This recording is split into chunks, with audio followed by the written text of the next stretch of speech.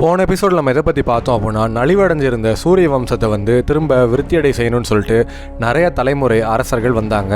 அதில் நிறையா சிறப்பு வாய்ந்தவங்களும் இருந்தாங்க. அவங்களோட பிறப்புகளும் சரி, அவங்களோட வாழ்க்கையும் சரி, ஆச்சரியம் கொடுக்கக்கூடிய விதமாகவும் இருந்துச்சு. அதில் மந்தாதா அப்படிங்கிற அரசர் ரொம்ப சிறப்பு வாய்ந்தவராக இருந்தார். பொதுவாக ஒரு குழந்தை ஒரு பெண்ணோட கர்ப்பத்தில் இருந்தால் பிறப்பாங்க. ஆனால் இந்த மந்தாதா அப்படிங்கிற அரசர் மட்டும் தன்னோட தந்தையோட வயிற்றிலேயே கருவாக வளர்ந்து அவரோட வயிற்றை கிழிச்சு அவர் வெளியே வரவும் செஞ்சார். இப்படி ரொம்ப விசித்திரமாக பிறந்த இந்த மந்தாதா அரசருக்கு இந்திரதேவன் அவரோட சுண்டு விரல் மூலயமா அவர் பாலூட்டவும் செஞ்சார். அதனால் அவர் ரொம்ப பலசாலியாகவும் இருந்தார். இந்திரதேவனுக்கு இணையான பலம் பெற்றவராகவும் இருந்தார். இந்த மந்தாதா அரசர் பலசாலி மட்டும் கிடையாது, ரொம்ப பராக்கிரமசாலியாகவும் இருந்தார். இவர் இந்த பூலோகத்தில் இருக்கக்கூடிய எல்லா தேசங்களையும் கைப்பற்றி அவர் சிறப்பான ஆட்சிகள் பண்ணவும் செஞ்சார். நிறைய அசுரர்களோடையும் அரக்கர்களோடும் போர் பண்ணி அவர் வெற்றியடையவும் செஞ்சார். இது மாதிரி பல புகழ்களுக்கு சொந்தக்காரராக இருக்கக்கூடிய இந்த மந்தாதா அரசரை பார்த்து ரொம்ப சந்தோஷப்பட்ட இந்திரதேவன் அவருக்கு திரிதஸ்யு அப்படின்னு சொல்லி பட்டமும் கொடுக்குறாரு. இப்படி சூரிய வம்சத்தோட புகழை ரொம்ப உச்சத்துக்கு கொண்டு போன இந்த மந்தாதா அரசருக்கு அப்புறம் சூரிய வம்சத்தில் யாரெல்லாம் வந்தாங்க, அவங்களோட வாழ்க்கையெல்லாம் எப்படி இருக்கு, அவங்களோட வாழ்க்கையில் என்னென்ன சுவாரஸ்யமான நிகழ்வுகள் நடந்துச்சு அப்படிங்கிறத பற்றி பார்க்கணும்னா இந்த வீடியோ ஸ்கிப் பண்ணாமல் முழுசாக பாருங்க.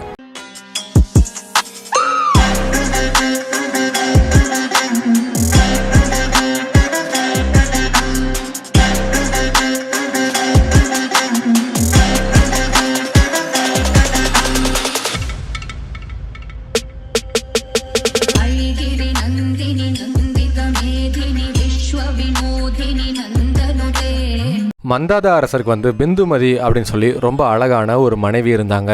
இவங்க ரெண்டு பேருக்கும் சேர்ந்து புருகுச்சன் அப்படின்னு சொல்லி ஒரு மகன் பிறக்கிறாங்க. அதுக்கப்புறம் முசுகுந்தன் அப்படின்னு சொல்லி இன்னொரு மகனும் பிறக்கிறாங்க. இந்த புருகுச்சன் அப்படிங்கிற மகனுக்கு அரண்யன் அப்படின்னு சொல்லி ஒரு மகன் பிறக்கிறாங்க. அவருக்கு பிரகஸ்தவன் அப்படின்னு சொல்லி மகன் பிறக்கிறாங்க. அவருக்கு அரியஸ்வன் அப்படின்னு சொல்லி ஒரு மகன் பிறக்கிறாங்க. அவங்களுக்கு திரிதன்வா அப்படின்னு சொல்லி ஒரு மகன் பிறக்கிறாங்க. அவங்களுக்கு அருணன் அப்படின்னு சொல்லி ஒரு மகன் பிறக்கிறாங்க. அந்த அருணன் அப்படிங்கிற மன்னருக்கு சத்தியவிரதன் அப்படின்னு சொல்லி ஒரு மகன் பிறக்கிறாங்க. இந்த அருணன் அப்படிங்கிற ராஜா ரொம்ப சீரும் சிறப்புமா தர்மத்தில் சிறந்தவராக அவர் ஆட்சி பண்ணிட்டு இருந்தார். ஆனால் இவருக்கு பிறந்த சத்தியவிரதன் அப்படிங்கிறவர் இந்த சூரிய வம்சோட பேரே கெடுக்கிற அளவுக்கு அவருக்கு எல்லா தீய குணங்களும் இருந்துச்சு. பெண் இச்சையில் ரொம்ப மிகுந்தவராகவும் இருந்தார். தர்ம செயல்கள்லாம் என்னன்னே தெரியாமல் இருந்தார். இப்படி இருக்கக்கூடிய காலகட்டத்தில் அருணன் மகாராஜாவுக்கு ஒரு பிராமணர் தன்னோட மகளுக்கு திருமணம் நிச்சயம் பண்ணியிருக்கேன், திருமணத்துக்கு நீங்கள் அவசியம் வரணும்னு சொல்லிட்டு அருணன் மகாராஜாவையும் சத்தியவிரதனையும் அவர் அழைக்கவும் செய்கிறாங்க. அந்த பிராமணரோட அழைப்பை ஏற்றுக்க ராஜாவும் இளவரசரும் அந்த திருமணத்துக்கு போகவும் செய்கிறாங்க. அங்கே திருமணத்துக்கு போனதுக்கப்புறம் சத்தியவிரதனுக்கு அந்த பிராமண மணப்பெண்ணை பார்த்த உடனே மனசு பறிகொடுக்கவும் செஞ்சார். அந்த பெண்ணை எப்படியாவது அடையணும்னு சொல்லிட்டு அவர் பலவந்தமாக அந்த பெண்ணை தூக்கிட்டு போய் அவர் கற்பழிக்கவும் செஞ்சார். நாட்டு மக்களுக்கெல்லாம் பாதுகாப்பு கொடுக்கக்கூடிய அரசகுமாரனை இப்படி செஞ்சுட்டாரு அப்படிங்கிறது நினச்சி அந்த பிராமண குடும்பமே அவங்க கண்ணீர் மல்க அவங்க ஓலமிட்டு அழுகவும் செய்கிறாங்க.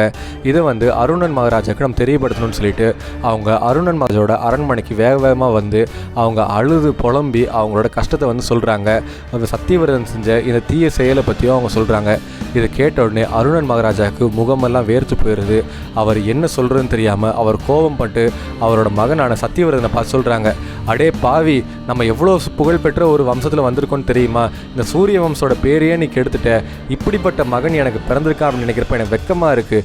இப்போவே சொல்கிறேன், இந்த அரண்மனை விட்டு வெளியே போயிடு, இந்த நாட்டை விட்டு வெளியே போயிடு அப்படின்னு சொல்லி அவர் சொல்லவும் செய்கிறாரு. மன்னர் சொன்ன வார்த்தையை கேட்ட உடனே சத்தியவிரதன் தன்னோட தந்தையை பார்த்து கேட்குறாங்க, அரசே, இந்த நாட்டை விட்டு வெளியே போயிடு, அரண்மனையை விட்டு வெளியே போயிடு அப்படின்னு சொல்கிறீங்க.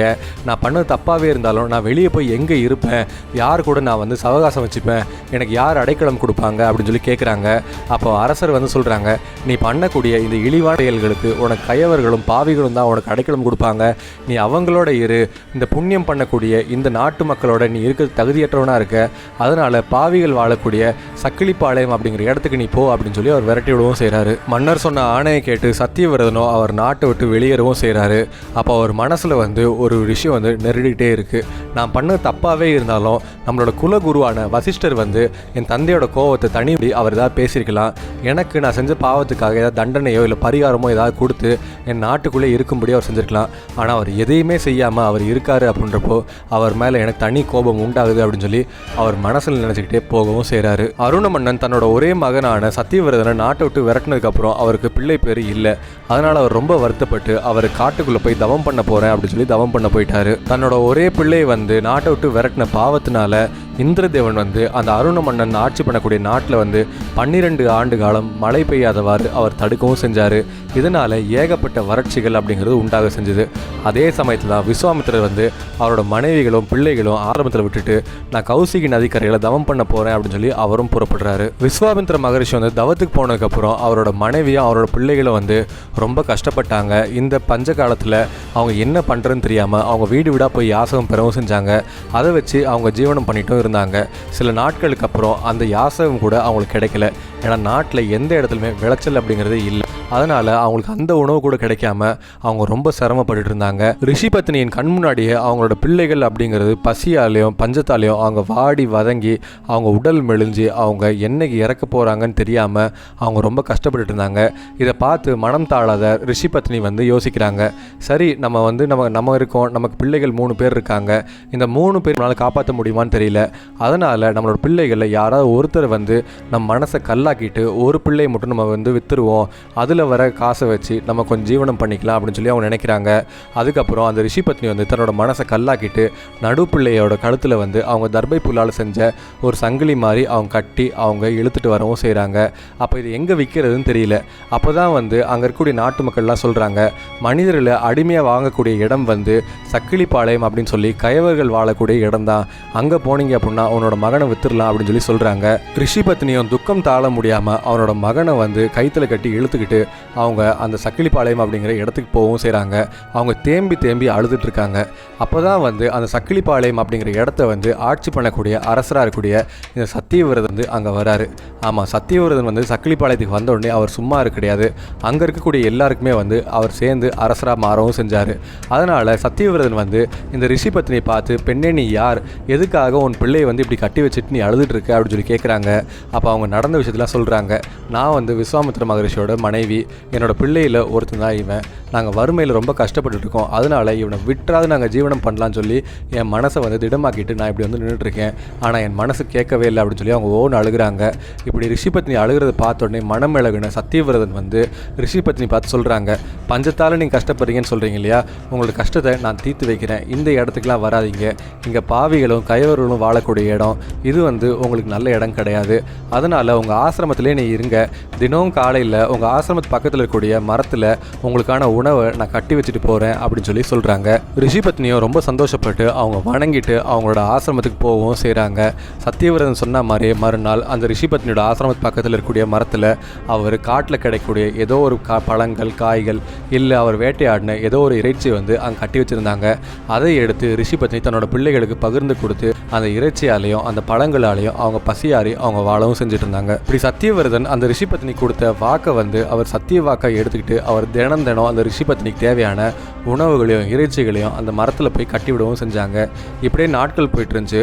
ஒரு நாள் என்ன ஆச்சு அப்படின்னா, சத்தியவிரதன் காட்டுக்குள்ளே எவ்வளவோ தேடியும் அவர் கண்ணில் எந்த மிருகமும் படலை, வேட்டையாடுறதுக்கு எதுவுமே அவர் கண்ணில் தென்படலை. அதனால் அந்த ரிஷி பத்னிக்கு என்ன போய் கொடுக்குறது அப்படின்னு சொல்லி அவங்க யோசிச்சுட்டு இருக்காங்க.